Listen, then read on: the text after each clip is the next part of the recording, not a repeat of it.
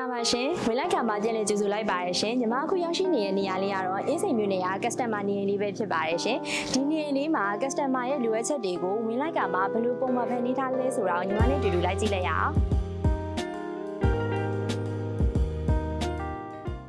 ဝင်ချင်းမြင်းကြီးအခန်းလေးမှာဆိုလို့ရှိရင်တော့ပိတ်နဲ့စာအတွဲဆက်လေးကိုမှပိတ်နှစ်ဖူးစည်းလေးတွေနဲ့တွဲဖက်တက်ဆင်လာတာကခန်းသားတင့်တယ်စီပါတယ်နော်အသုံးပြုထားတဲ့လိုက်က series လေးတွေကလည်း283ကိုအသားရောင်လေးနဲ့အိတ်ဂျူစာဖြူလေးကိုတွဲဖက်တက်ဆင်ပေးထားတာပဲဖြစ်ပါတယ်ရှင်ပြီးတော့ဒီခါစီကျိုးလေးကိုတော့ပလဲတစ်လုံးခါစီကျိုးလေးကိုသုံးပေးထားတာပဲဖြစ်ပါတယ်ရှင်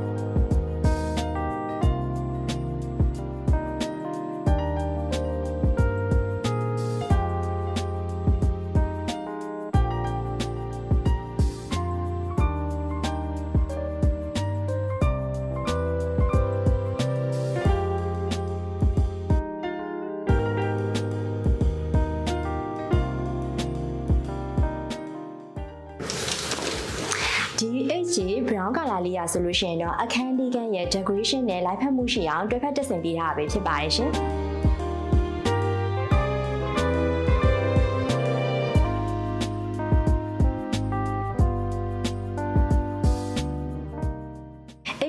ဆိုလို့ရှိရင်တော့ပေါ့ပေါ့ပပလေးဖြစ်အောင်ဇာလိုက်ကာလေးကိုဒီ HHG ပေါ့နော်ဇာဆင်းရောင်လေးနဲ့တွဲဖက်တက်ဆင်ပေးထားပါတယ်ရှင်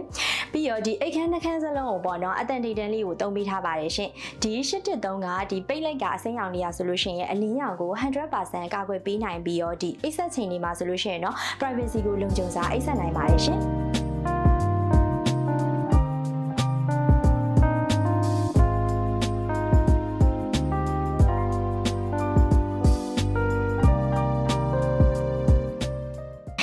ဆိုလို့ရှိရင်နေအိမ်တိုင်းမှာလိုက်ကာလေးတွေကဘယ်လောက်အတိုင်းအတာထိအရေးပါတယ်လဲဆိုတာကိုတွေ့ပြီးမလားနော်လူကြီးမင်းတို့ရဲ့နေအိမ်နဲ့ဒီအလှတရားတွေထပ်တူကြတဲ့လိုက်ကာဒီဇိုင်းလှလှလေးတွေကိုချုပ်လုပ်တက်ဆင်လို့ပါကဝင်လိုက်ကာ showroom ကိုလှမ်းလာခဲ့ဖို့ဖိတ်ခေါ်လိုက်ရပါတယ်ရှင်